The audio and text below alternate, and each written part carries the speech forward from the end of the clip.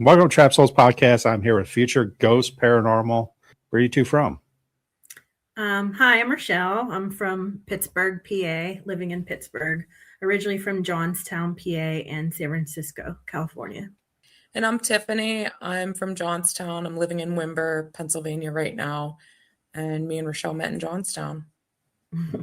How many members do you have on your team then? We have about 7 solid members, and shout out to Tiffany and I are the co-founders of the team. And then we just wanted kind of some like-minded people that we would call our best friends to join.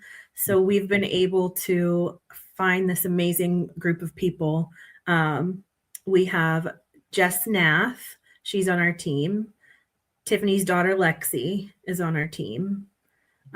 We also have Carly Flegel. She's on our team. Shout out to Carly. And we have Laurel Foy is on our team. We have, who else do we have, Tiffany? We have Riley, Carly's daughter. Carly's daughter, Riley. And we have Shelly that is like we call floaters. And Tiffany's boyfriend, Jason. So they don't get to come as often, but they just kind of pop in when we need some spots, and they get to enjoy all the investigating with us. So you guys are mainly just all in Pennsylvania then? Yep. Yeah, but where we're from, it's so close to Ohio, to you in Ohio. It's close to West Virginia. So we are able to kind of get around decently, and those places are still kind of considered local to us. So yeah, like go ahead. No, you go. We took a trip to Michigan, and I have family out there, and they were able to join us for some investigations, which was really cool. Yeah, I mean, that's always fun when you get to bring family. We love to take first timers and, take people to get the experience. So out there, what's your go-to place? I think all the local places that we try to go to all the time just because it's convenient. So our closest place is probably Hillview Manor in Newcastle, PA. We go there frequently. We are also very close to the Bel Air House, so we go there frequently. Oh, there. I know, so dark. We like the Ross House too. The Ross House is close. Yep, we do that. I'm assuming you guys done the antique store next to the Ross House then? Yeah. Okay. It's usually pretty quiet for us versus the house. Yeah, for us. But I mean, stuff has happened in there, but I think the house is really where the bulk of the activity is for us. I see. I've been there twice, and it's vice versa for me. Okay. But it seems like a lot of women get more activity in the house compared to the antique store. And maybe something's that probably makes sense with us. Yeah. We have mostly women, Yeah, I was going to ask you that. Is it all women or just mostly women? Yeah, all our girls. team is women, but we'll let men come sometimes. Oh, yeah. That's nice of you. Depends on how we're feeling. Yeah. It's funny though how, like you feel empowered being this girl group of women going to these scary places, and you see these men commenting and being like, "Oh, I could never do that," or "Why do you do that?" And then I feel like you do get very different activity than what you would get being a guy. And some of the locations we go to, the men get very different activity than the women. Yeah, so I agree. As a group of women, do you feel that energy is amped up? I think it's location based. I don't know. Like, you girls just like to have fun, and I think that's what brings. Yeah, that's do what brings it in. Yeah. Okay, that reminds me of 2 things. First of all, have you been to Old Stone Jail? I have not.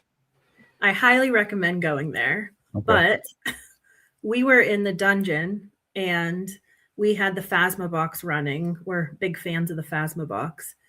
And we kept asking all these questions, and it was answering some of them. And, we were like rapid firing, like, what's your name? What'd you do to be here? How old are you? And it came through calling us something on the box that I will probably spell for you just because I don't like the Next word either. Tuesday. But what it called us Okay. was so funny that we were like, man, we need to change our team name. But it called us CUNTS with questions. I don't think See You Next Tuesday Paranormal is a good group name, but But we had questions. See you next Tuesday with questions. I With feel like questions. any prison is always like Yes. bad words or being derogatory or, grabbing you or anything. So when we were at West Virginia Penitentiary, one of our team members, Laurel, we were standing right outside of Red Snyder's cell, and we were doing an EVP burst. So we were kind of like hunched over listening to a recorder. And there was bats that night. So she had her hoodie up on her head, but it was kind of dangling back like a cape. Yeah. And she had her back into the cell, and something yanked her whole sweatshirt right off of her head onto the floor. And I'll never forget her eyes, just like she freaked out. She's like, my sweatshirt, where's my sweatshirt? And her eyes were so big. But it's funny how I do think being women, I don't know, you experience prisons differently and certain places. I do agree with you that I don't know, it could amp it up or just make it different. we talk about it all the time on the show, like women. Yeah, think of the spirits we're talking to, like 1800s, early 1900s. Like women were looked down upon then. You weren't looked as equal. So when you go into these places like Mansfield or Madison Seminary or the prisons or even the poorhouses, Fairfield, that they're not looking at you as equal. The men aren't, and we get that at the Ross House through the spirit box. And when we do S's, we get two women talking to us all the time. Then about 20 minutes into it, a man comes in and just shuts them out. It's weird. Yeah, we always have had those spirits coming through on the boxes that kind of get to pick and choose who's coming through at the time. And we're always like, hey, let other people talk for a second. And you don't get to control that. Yeah. Talk about guys like Nacho just said something up there.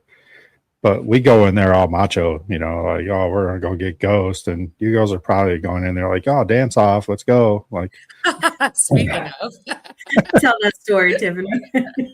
That was my second thing I was going to say. that was West Virginia, right? Yeah. That was Hillview. Or Hillview. At Hillview, we were in the boiler room, and we literally, it was the last place we were stopping for the night. We were all getting tired, and it turned into a dance party.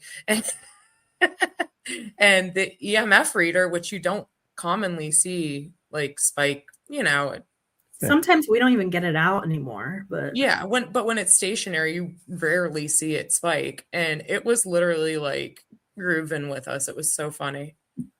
So we were in the boiler room, and there's a spirit Eli in there. So reportedly, I always say reportedly because you go into these locations and they have all this information on who's there, and it's like, well, we don't know for sure if it is, but reportedly Eli is a spirit there, and history does show that he was at the poor farm. It used to be a poor farm, and alcohol was not allowed there. So he would leave, sneak out, get drunk, and he would come back through the outside entrance into the boiler room, and he would sleep off his drunkenness for the next day.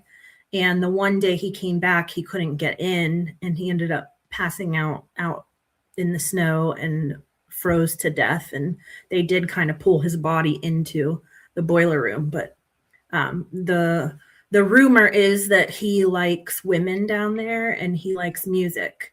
So we were at Hillview with Zach and Alone in the Dark Paranormal. Shout out, Zach.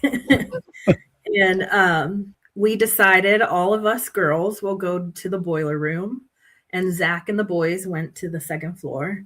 So when we were down there, all of our phones were on airplane mode. We were just playing downloaded music. It wasn't going off prior to that. And then as soon as we started playing the music, it was like on it, like the beat of the song. And we played all fast, fun music, and they were watching us on the cameras the whole time because you can see the cameras for the whole building in the office. And we're down there dancing and singing to try to get this activity to pick up, and it did. I mean, it was Adding boiler to all the songs, making up our own lyrics. yeah. Sometimes you just have to have fun at an investigation, because we've noticed that when certain investigations, we try so hard to see something. We try really hard to make everything perfect so that we can see stuff. And I feel like in those moments where we're just having fun in between setting up, that's when we really see, hear, experience things. So you just have to have fun sometimes. Yes. And what Zach said, the Hillview crew, they were just watching us the whole time. And I do notice, like, the more I want to feel or see something, it never comes, like, ever. And it's always when I let my guard down. And the best stuff happens at the end of the night. They were human beings at one time. They like to have fun too. So I think bringing that aspect brings them out. Right. I think so too. And I mean, even just playing music is, it's through every generation. And even if it's not music that you're used to, you can still enjoy it. Yeah. But I do wonder, going into some of these locations where you get the tours, you get the historical information, I do wonder how much of it is fully accurate. Because talking about Old Stone Jail in Ebensburg, Pennsylvania, very, very cool place, very active for us. But we actually had a unique opportunity to go investigate there with some of the current employees of Cambria County Jail in Ebensburg. And when we were there, one of the people that were there was a corrections officer in that jail when it was fully functioning. And he was able to tell us some stories about specific inmates, what things were like there prior to what it looks like now, kind of how things would operate. And so he told us a story about an inmate, and I actually have a video to post this on our Facebook page, but he told us a story about Buddy, the inmate, and he ended up hanging himself. He had a cell on the 4th floor, and he was just kind of like a troublemaker, like very defiant, didn't want to do things the right way. And so he did hang himself, and the coroner didn't come pick up his body for a while.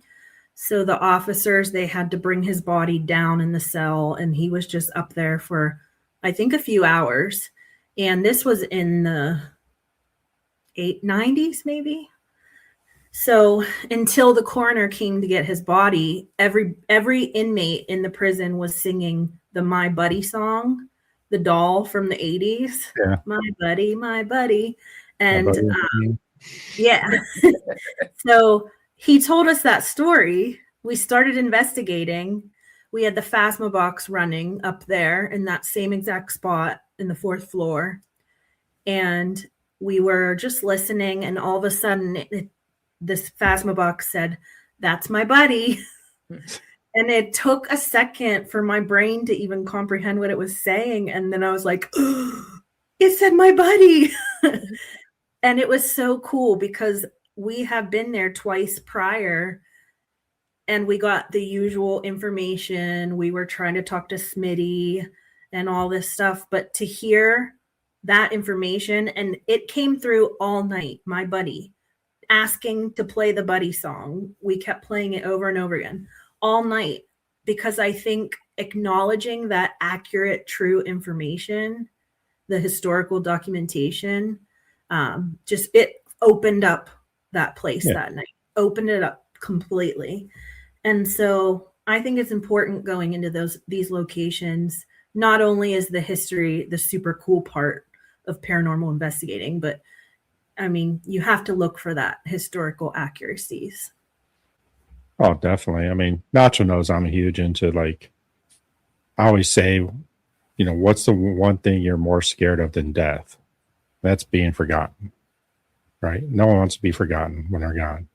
And so the memories is why I do this, trying to keep memories alive, I guess you want to call it. I think the paranormal world is all about intention, more so than anything else that we do.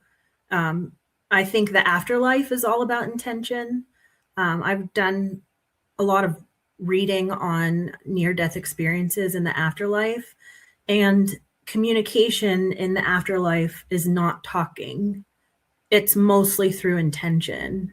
Yeah. And speaking to somebody, like you're not talking to them verbally, but what you want to say is basically in their mind. And so I think I'm a firm believer that where we go, you put out the intention that you're going to be able to communicate with people. You put out the intention that's going to be an active night.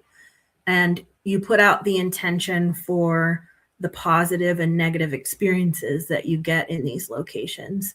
So I believe that the spirits can take forms of the intentions that are put out in these locations.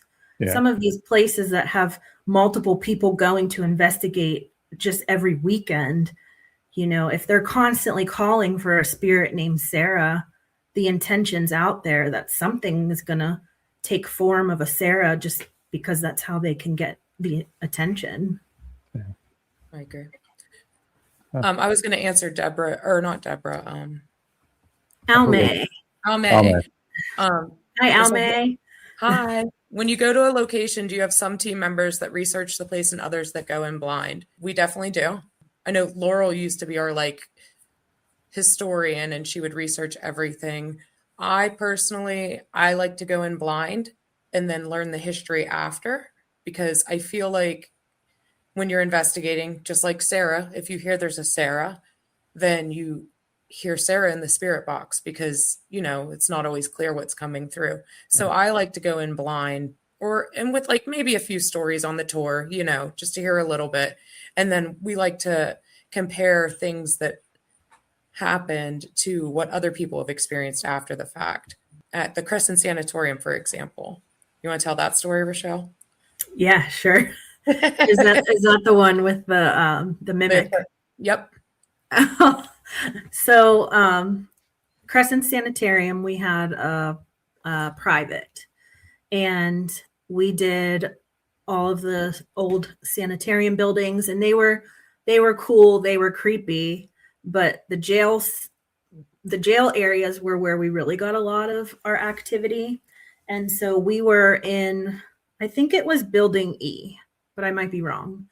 And we were just like setting up equipment. We investigated probably for a good 45 minutes, and not much was happening. So we were starting to wrap up, starting to collect equipment, and we heard this noise, almost like a beeping.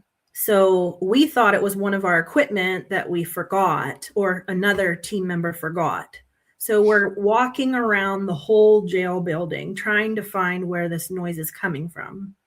And it reminded me of like a smoke detector when the battery's dying, but it didn't sound like a smoke detector. So we're finally walking, getting close to where the sound is. It was like we were up on the second floor stairs, about to be right where the sound was. And then all of a sudden, the same sound, was on the total opposite end of the building. And so we were going all over this building. I say we were like Scooby-Doo, you know, like Scooby-Doo, like walking around. That's why I love when you tell this story. And we would like be right there where it was, and then it would jump and be like behind a door somewhere else in the building, this beeping. And no joke, we Scooby-Dooed for 30 minutes trying to find this lost equipment. And every time we got up on it, it would jump somewhere else. And then it just stopped completely. And so we never found anything, any loose equipment in there. None of us were missing equipment. There was nothing else beeping the rest of the night. But afterwards, we had found out that people reportedly say that there's a mimic spirit there where it can mimic your voice, mimic music, mimic sounds. And so I was shocked when I heard that, because if we would have heard that prior to going there, then we would have maybe thought, something was up. But to be able to have that confirmed. Yes, Deborah, Scooby-Dooing. We do that all the time. And to hear it after also, the fact, like cat and mouse chase. but to hear it after the fact kind of feels more real to me. Like when you go in knowing that happened to somebody else and you hear a beep, maybe it was a fire alarm or whatever going dead. But because we chased that sound for so long and we realized it definitely wasn't, I feel like we wouldn't have even like moved around and even had that experience if we heard that story before we went there. Do you think it's trying to get you to go somewhere, or it's get a you trickster away is from something? what the rumor has it, that there's like a trickster there. I think it didn't want us to leave, because we were packing up, getting ready to leave. And I think it kept doing that to get us to stay and look for it. Sounds like a mimic. I mean, I had that at Bel Air House. Tell them about Ohio State Reformatory when your guard was down. So this is the best story. We tell it everywhere to everybody. Do I have to stand up and like imitate it? But I think so. You can do it in your chair. So we're on like a 2-day stretch of investigations. We went to Eloise in Michigan, and then on our way home went to Ohio State. Highly recommend that trip, by the way. So fun. It was amazing. But of course, by day 2 of investigating, you're absolutely exhausted. And Zach went with us too. Yeah, Zach met us there. But we spent all night investigating. It was pretty cool. I can't really remember anything too significant before this happened. And we have, I think, maybe 45 minutes left, but we don't want to give up like that amount of time. But at the same time, we also don't want to like go setting equipment up anywhere, like, because it's not that much time. And that place is huge too. Huge, yeah. It's like a lot of exploring too. Yeah. So the one section is at like 5 floors of cells, I think. Yeah, it's the cell block. There's 5 on one side and 6 on the other, I think. Maybe. Yeah. And during the tour, they gave us some like little like challenges, I guess you would say, like different things you could try while you were there that other teams have tried. And one of them was to walk around up there with no equipment and no lights on and just like shadow watch. Well, we just decided to walk around, and there were 4 of us, and Rachelle stood on the one side, and me and my daughter walked the entire way to the end of the other side, which it was a far walk, and it was me and Jess. Yeah, it was my brilliant idea that we both split up on opposite ends of the cell block and just kind of watch. Like we were going to kind of shadow watch or listen. Like we didn't. Yeah, really I remember it was the 3rd story because you can see ambient light coming in from the windows. Yeah, that's right. I remember now. Onto the floor of that cell block. Yeah. So we get down there, and we're only down there for like a few minutes before I start like, I don't know. I'm like, at this point, I'm so tired. I'm like, are my eyes playing tricks on me or what? But it looks like to me what I believed was Rachelle just kind of like dancing around. And I'm like, Rachelle, what are you doing? Are you down there dancing? And she's like, no. And we're cracking up because we're Meanwhile, we're so far apart, like a football field, that we couldn't barely even hear each other. But I'm not thinking this. Like, I'm actually thinking that I'm seeing her. Then it looks like somebody's like hanging on the rafters, like above their head. And I'm like, I keep looking at my daughter, and we're laughing, and we're like, that's Rachelle. That has to be her. Like, it has to be. And we're like, from our end, Jess and I were also seeing dark shadow movement kind of in the middle of the cells. Yeah. And I'm like, it has to be you. And she's just cracking up. Like, we're almost done. And then, like, I kid you not, I've never seen anything so clear in my life. I see what looks like a blank face with long dark hair just like peek out of a sail like this and peek their head back in. And I look at my daughter, and I'm like, that was Rachelle, right? And she's like, I think so. And I'm like, Rachelle. And she's like, yeah. And that's when I seen like a little red light. I think it was on a camera or something. And I seen how far away it truly was. And I was like, there's no way that was Rachelle. It couldn't have been. And she's like, that's not Rachelle. We got to go. And I'm like, guys, And It they're took like, them a yeah, good 10 minutes to figure out that they they were should be screaming scared. like across. Like, that's how you know how far away we were. I'm like, guys. And Rochelle's like, yeah. And I'm like, can we come back now? And we just start booking it. So at that point, they stand up and turn the flashlight on. And that's when I realized how far apart we were. Because Yeah, it's like- seriously like a football field. Yeah. Yeah. I mean, And I there's see- no way I could see them Yeah. moving in the dark. So where I was seeing movement wasn't as far as they were. And I think where they were seeing movement was the same thing. It was we're like guessing right somewhere in the between middle. us. Like, but yeah, that was the coolest experience of my life. And it was definitely a person. And it was when you weren't trying hard. And it was when I gave up. I'm like, okay, we're done investigating. We're just exploring at this point. Like, And I asked her 5 million questions. What did it look like? Was it see-through? Was it glowing? Was it? And Did you see eyes? And Lexi said the eyes were this big, and I made eye contact with it. and I said, forehead. He had a really big forehead. He had a giant forehead. He had skin and a giant forehead. That's what she said. Because yeah, after I got spooked, like my words didn't even make sense at all. Carly said I need to act it out. I think with the background, it's too moved, Yeah. like too But hard. it was like a hair flip too. You said it was like this and then a hair Yeah. flip. Yeah, I could like see the hair like flip up. Like it, I really thought it was Rochelle messing with me. Do you think not having equipment helps sometimes? I mean, I'm a big believer in that because, again, 1900s, we're bringing all this electronical stuff out, and they're like, what the hell is this? We're like, go touch the red light. And, but if you just go, I always have my recorder on me. It's small. So Yeah. you just go sit somewhere. And we do this at Trans Allegheny. We'll just sit in a hallway and listen and not really ask questions. A lot of shadow figures there. Do you think that helps? I do think it does. And I actually would love to have an investigation where it's old school, like with no cameras, maybe just like a recorder, not much equipment. Because I do feel like now that the paranormal world is so built up, there's so many gadgets and we love it all. But I do always think, and we've asked the spirits, hey, would you come out more? Would you talk to us more if we turn the cameras off? And their responses are always usually yes, like turn the cameras off. And I do feel like when the cameras are off, you get more. But I also feel like there's so many times where we've gotten such crazy cool activity with all of the equipment that it's like you're hesitant to do that because you want to get the activity on the equipment.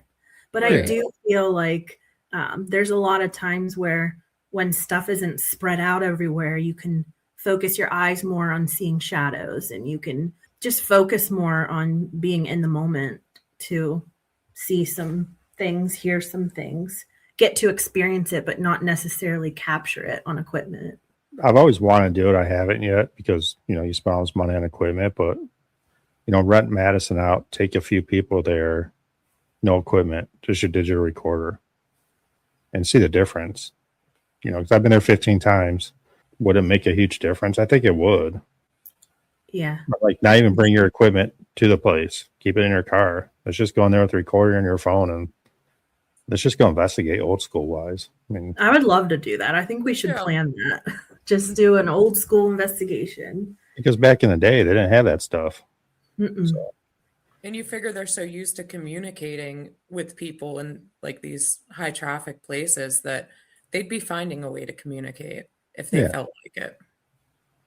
Nacho said, what's the scariest experience you have ever had? And have you ever noped out of anywhere? I don't think we have. Not often. I mean, I've noped out of like a section of the room, but not a location. Right. Yes. I think we've noped out of certain areas, but not like noped out of the whole building. Like I think anytime we nope, it's probably either where it feels very, very dark and heavy, or it's making us like physically ill or faint. Yes. Or, or if there's like rapid fire footsteps that right up behind you. Yeah. Oh, Bats, yes, Zach, bats. Yeah. Me and Zach, we don't like bats. Yeah. I heard his I bad feel story. like I'm the only one on my team that doesn't note because of bats. Have you ever had an instance where you question yourself? Like, why am I doing this? When it's freezing, Yeah, yeah, that's then I pretty much question it. myself. Maybe when it's like 5 a.m. and we're driving home an hour and a half. Even then, I'm usually pretty amped up though, like from the Yeah, night. the adrenaline hits. It Yeah. does. Zach with Alone in the Dark Paranormal said, "What's the most riveting EVP you've ever caught?" Don't you guys have a competition? Yeah, we just wait a minute. I brought it. Oh, did you win it this year? Yeah. He Future said- Ghosts took the sweep. We got both MVE, Most Valuable Evidence Award, and Kick-Ass Blooper Award. Thanks to Zach. All thanks to Zach. Yeah, he was Is the that- reason that we got the Blooper Award. He was But in our videos. yes, we He was the have. star. For anybody that doesn't know, every year we have a wrap party with Future Ghosts Paranormal or with Alone in the Dark. So Future Ghosts versus Alone in the Dark. And we basically bring all of our best evidence caught from 2025 and we compete against each other, showing the videos to see who has the most valuable evidence. And we vote on it. We have different voting categories. This year we also added a Kick-Ass Blooper Award, and because you catch funny moments sometimes. Don't ever forget, recorders are always running. So yeah, this year we just had it last weekend at Zach and Tammy's house, and we also made paintings where we got thrift store paintings and painted ghosts in them. Zach and Bill, his team member, did a really cool tech example where he was showing us how to turn SJ cams into night vision cameras and make REM pods. And so it was really, really nice to be able to have time aside from investigating just to hang out with people. I'm loving to see all of the collaborations going on between all the teams. There's people in this watching in this chat right now that we've become super close with. And that's what we want Future Ghosts to be all about, is it being like a family and then having other teams to kind of partake in that and call family as well. So yes, we just did our wrap party, Go Future Ghosts. And one of my favorite EVP stories was with Zach and Alone in the Dark in the basement of the Bel Air house. So we were down there, and Zach usually does this event called Friends and Family, and he brings his friends and family that maybe are interested in it but don't really have the opportunities. And so we were in the basement, and not a lot of people went down there that night just because some people aren't fans of basements. I personally love basements everywhere we go. Yeah. So we're down there, and we had the Phasma box running. And very clearly, I do feel without a doubt that we were speaking with a soldier from the French and Indian War. I am Native, so everywhere we go, where there's Native American activity or history, we always do a ceremony. And I do feel, being Native, that you can communicate on a whole nother level to other Native American spirits. And I feel that anytime we go to these locations like Bel Air House, Ross House, Hinsdale, anywhere that has that Native history, I feel like not only do we honor them and give them tobacco, but I just feel like it brings out a whole nother level of activity. And so on the Phasma box, it had said, I'm just a soldier. And Zach asked if they were in the French and Indian War, and they said, no, Zach.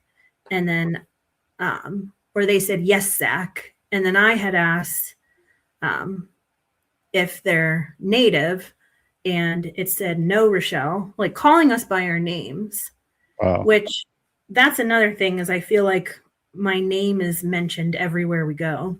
Yeah. But right after that, I said, "Did you die in service?" And two things happened.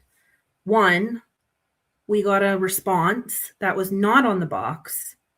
It was an EVP, but it was a disembodied voice that we heard with our own ears. And immediately it said, yes, as loud as us talking right now. Wow. And Zach and I both reacted because we knew what we heard. And there was only one other guy that would have said it. And we thought we like made sure, probably aggressively made sure by yelling like, did you just talk? Did you just speak? Because we knew it was something. And simultaneously, we heard the yes. I caught it on recorder. And then my Phasma box died, completely stopped working. Not just that, my tablet was completely fried. I had to buy a new one. Wow. It was completely fried. Yeah. So that's probably one of my favorite EVP stories. Yeah, I mean, so Alone in the Dark were on 2 months ago. I mean, Zach told me there's no way you guys are gonna win anything. He was gonna take all the trophies. Did he home. tell you that? I mean, I don't know, Zach. I mean, I don't know. I believe it. He said it'll be already. it'll be clean sweep. There's I no held way. on to the big guns, the heavy hitters. No, he did say you probably had some good stuff hidden away that. Yeah, I did. We're like stealthy like that. We keep it all year till we get to just like unleash I it. can't remember what the score was, but we were pretty close. It was Right. very close. Very, very close. Zach also reminded me we caught, this is actually probably my number one favorite EVP at Waverly. We were on the 5th floor, and this was actually with our previous team we were on. We went down there. It was the first time that Tiffany and I were both there. We've been back since, but when we were there on the 5th floor, there was 4 of us up there. 2 people went back to the gear room to get something. And so there was just me and one other person up there. And I caught the clearest EVP, the longest EVP. It was 4 sentences long. And it was a conversation between a man and a woman. So you can hear the tone of the man, you can hear the tone of the woman. And when they talked, it almost sounded, you know how sometimes EVPs sound robotic or like they're through a loudspeaker? Yeah. That's how loud it was on the recorder. And it sounded like a nurse and a doctor talking, but the woman was like, "I'll be right back." And the man said, "Finish it." And she said, "Give me something." And for 4 sentences, it was crazy. It was insane. But do you remember what happened right before that? No. We were getting up to clean up our equipment because there was no activity. Oh, really? Yeah. And That's everything funny. started going off, right? Yeah. Like all the equipment started going off at once. Yeah. And then It when was we so went back to loud. play the recorder on our break, that's what we heard. Yeah. Yes, we did. So that was pretty crazy. And I don't know why we played the recorder because we didn't hear anything with our ears. I think we just were doing it that night for some reason, like sitting in the break room, like listening. I don't know if we were like waiting for other teams or what we were doing, but Yeah, we'll go back to collaboration. I mean, that was a big thing about 6 months ago, how no one likes to collab and blah, blah, blah. You know, everybody's complaining about something, you know, on Facebook. yeah. And I think, you know, Verona Ghost Chasers and I, not talking about it, but wanted to prove people wrong. And, you know, we do collab with a lot. Yeah, we have some good collabs coming up. The Unknown Project asked us to go to TALA with them, Trans-Allegheny Lunatic Asylum. Nice. So we have been there before to investigate the main building, but this time they booked the outer medical buildings. So Yes. I'm really excited for that. Zach is asking us the team trip we posted on Facebook. What interests us about that area of the U.S.? So in May this year, our team is going to New Orleans. We're so excited. Yeah. I think so. What we did basically at the beginning of the year, we have our team fill out a Google form, just like asking what locations do you really want to do this year? Do you want to do road trips? Do you want to fly somewhere? And so this is the first year where we're actually flying somewhere, but we chose, yes, we want to fly somewhere. And the options were Savannah or New Orleans or St. Augustine, which we want to go to all of them, but we chose New Orleans just because of the sheer amount of history that's there. Haunted history, true crime, slavery history, the music, the people. So the food, definitely the food. Yes. We're definitely foodies, huh, Rachelle? Yes. Yes. So when we do any type of traveling, this is the first time flying, but anytime we do a road trip, like we said before, we try to, usually we ask Zach and Tammy with Alone in the Dark, and they usually give us some good recommendations of places to eat. So we try to do like other locations. Sometimes we try to do a couple investigations back to back, just because if we're going to be in that area, we may as well try to get more than one. Yeah. But we go in Tiffany's van. It's a white van, and we call it the Ghost Mobile. Yes. When we went to Waverly, we stopped at Buc-ee's along the way. That was an experience. We had no clue what it was, and Zach's like, "Hey, we're stopping at Buc-ee's," and we were like, "Okay." We also, when we went to Waverly, we did Mammoth Caves National Park, which was really cool. Yeah. And we stayed at a cabin there. Our team member, Carly. Oh, this is a good one. This is the kind of stuff we do on our trips, but she was waiting for us because we were meeting up somewhere, and she met this older couple, and they call themselves the Night Walkers. Okay. And they are a paranormal group, and they usually go hiking to these areas, and I think they're Bigfoot people. But they were like, "Hey, we know this haunted place that was Floyd Collins' cave entrance where he got stuck and died. Would you like to walk with us to this location?" And we said, "Yeah." Yes. So we meet up with them.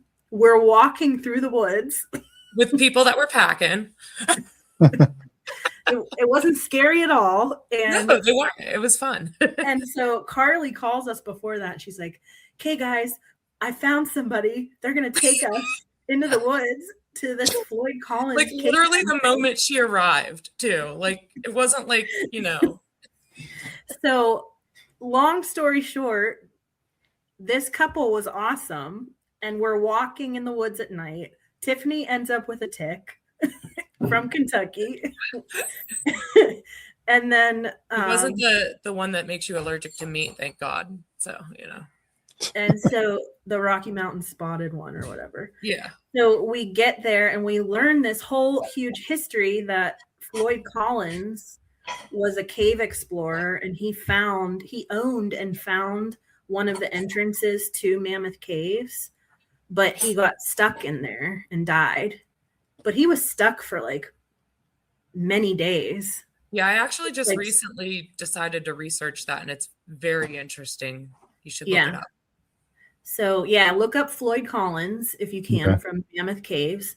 But his house was there, and they actually pulled his body out and put it on display for a while. It was a really sad story.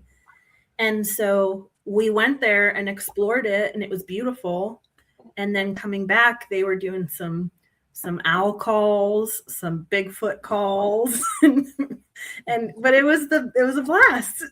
So just be aware that when you travel, you get to meet these people, and it turns into really fun opportunities.